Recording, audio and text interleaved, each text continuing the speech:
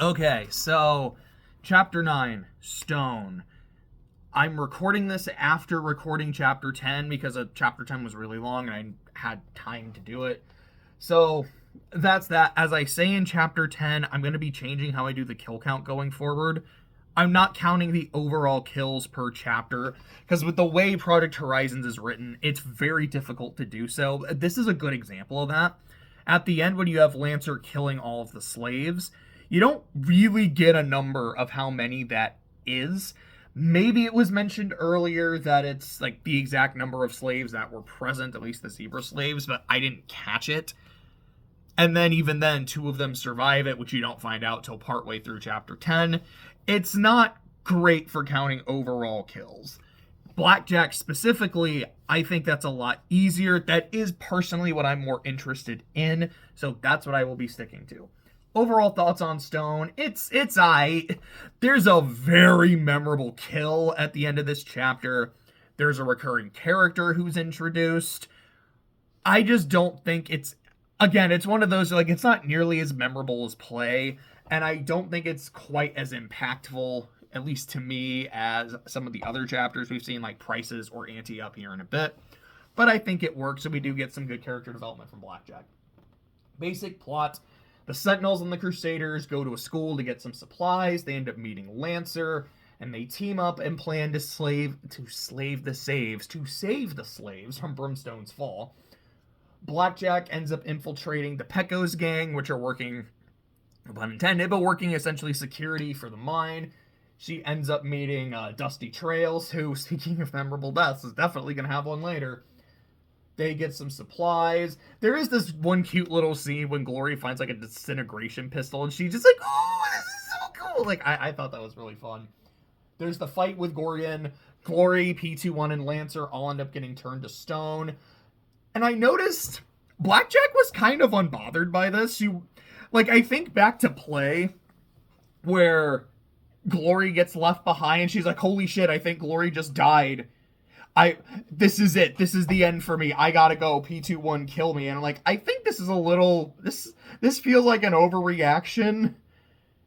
I don't know. This feels a little off. And then here, she sees her 2 companions and her noob companion get turned to stone and doesn't really react to it at all. There's not like this son of a bitch hurt my friends, I'm gonna make him pay. There's not I have no idea if I can reverse this. Can I reverse this? I fucking hope I can. There's no, they came in here because of me, I'm a piece of shit, which I'm glad to not see that. But I'm like, yeah, she's not really bothered by this. That feels kind of out of character for Blackjack, but okay, I mean, maybe it's because it's pure adrenaline, she's got shit to deal with, I don't know. And then you get Gorgon getting crushed by the Rock Crusher, which I think is one of the coolest kills of the whole series. And of course the chapter ends with Lancer shooting her in the back, killing the zebra slaves, and that's all she wrote. So in terms of Blackjack's character, we do get her really struggling to understand how friendships work and the ins and outs. What are the things you do? What are the things you don't do? What are the expectations of the do's and don'ts? And as someone who has said, like, I grew up in, so talking about Blackjack, not me personally, as someone who had said, I grew up in isolation, no one in the stable was my friend, they tolerated me enough to not upset me into, like, arresting them, but I didn't really have relationships, companions, or friends. And now that I think I do, I'm kind of trying to figure this shit out, and I think it's pretty interesting.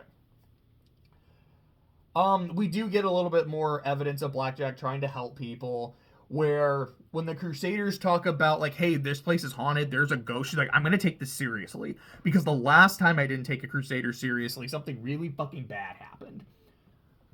In her first encounter with Lancer, there's a point where she gets the drop on him, and she has a shotgun right to his face, and she explicitly doesn't shoot to kill.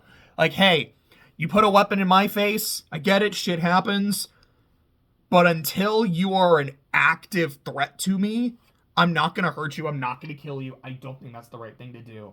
And when Lancer asks her, it's like, what do you serve? Which, of course, made me think of, not Guardians, Endgame. No, sorry, Infinity War. Like, what master do you serve? What am I supposed to say, Jesus? And I've seen a meme of Bible Man in that scene just going, Yes. And I don't know, it makes me laugh. It's like, yo, what do you serve? What master do you serve? Do you serve the stars? No, I've never seen the fucking stars. What are you talking about, dude? Like, what do I serve? I serve doing better and being a better person. And Lancer just kind of goes, okay, like that's an acceptable answer. I kind of like that. When she's infiltrating the Pecco, she makes a deliberate point to get to know them. And it doesn't, at least to me, doesn't feel just like, all right, I'm infiltrating, let me do this, let me get information, but genuinely, what would drive someone to work for slavers? Because I know I just killed a bunch of them the other day, but I did let one go. Because they are still people at the end of the day. I want to get to know them. I don't just want to start fucking killing folk.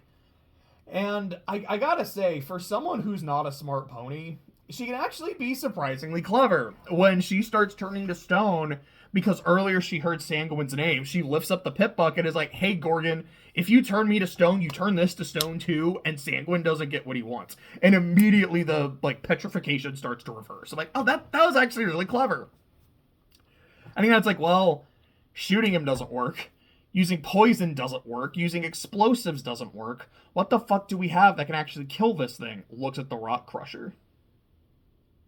Huh. And then he just, like, fucking grabs him and jumps into it. Like, yeah, I like that. I appreciate that. I know, like, I've complained a lot about Blackjack in the early chapters. I know I will complain a lot about Blackjack later. But kind of in a vacuum, trying to take each chapter for what it is, she has grown on me a lot in this second third of the book. The other character I want to talk about is Lancer. So I've mentioned that I feel like Project Horizon's main villains represent the 9 deadly sins. The main 7, and then the 2 from Thomas Aquinas being sorrow and vanity. Lancer is not one of those. His dad is. Amadi to me is pride. Lancer is not one of the sins. To me, he's a present day version of Psalm. He is someone who is very, very good at killing, very adept with a rifle, and is also someone who is torn between his duty and his loyalty to his God and his country, but also his friends and his family. And even at the end of this chapter, where he's like, okay, he goes and kills the slaves, he's choosing his country, he's choosing his God. But he let his mom and his little sister go, showing that there's still something in there. Like, he still massacred his own people. Like, don't get me wrong, I'm not like, yeah, Lancer's a good guy, he's just misunderstood. No, he's a piece of shit. But there's something in there that can be reached. And I do actually find that kind of interesting. And through the lucidity lens, I was kind of thinking about it. I was like, wait a second. This is someone that Blackjack trusted, that took advantage of her kindness, and then betrayed her. Like, didn't literally stab her in the back, but shot her in the back. This, I don't know. It feels like, this, again, from that lens, Lancer is just kind of another representation of Steel Rain. This is another example of a male that she knows betraying her trust and hurting her. Which is something you are going to see later in the story, especially when we get to Black. That's kind of it for this chapter. Like I said, this isn't even 10 minutes yet. The big picture moments, we've got Blackjack's, there's a point where Blackjack says that Glory will get badly hurt if she stays with me, and oh boy, she's right about that. I don't remember exactly when we get to the tunnels, at some point in part 2. Glory's gonna get fucked up there, and then of course when we get to Hippocratic, Marigold's name comes up again. She's mentioned at the school. The remnants are mentioned because Lancer, he talks about how the war isn't over yet, which is very important for them. Although they don't really do much until part 4, they are a very, very important faction for the endgame of the story. Lancer asking Blackjack specifically, like, do you serve the stars, and the whole Star Maiden shit. We have the Crusaders do mention going to chapel. So this is the first time it's mentioned. We were doing a Pathfinder campaign a few years ago that Clay had kind of based on Project Horizons. And so we just kept calling Chapel Chappelle, and it pissed him off every time, which just made us do it even more. It was great. There's a part where Dusty Trails is like, there's things worse than slavery, like being ripped in half. And I'm like, hey, I think she would know, actually. It's kind of like Blackjack saying, hey, I wonder what's worse, getting your horns smashed or all your limbs cut off. Like, that's fun. Oh, there's a point when they're in the mine where Blackjack sees a big red button. It's like, dude, I want to push it. I just want to know what the fuck it does. It might be really bad. It might be really cool. I want to hit the button. Which later in Mares and Stallions, when she's at Golden Blood's house, she has a very similar situation where she sees the button for Project Horizons and goes, I want to push it. There is literally no one around me to tell me no or to scold me. I could push this button and finally find out what the fuck a Project Horizons is. I shouldn't, so I won't, but I want to do it. And, really, when you find out what it is, the giant moon laser, you're like, it's probably a good thing you didn't hit that button, Blackjack. Good job being a surprisingly smart enough pony.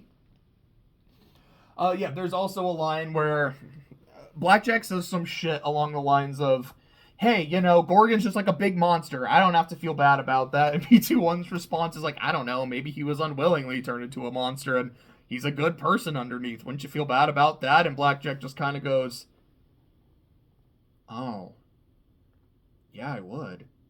Oh, that'd be awful. And then P21's like, oh, dude, I'm joking. Don't take me seriously here. He's a monster.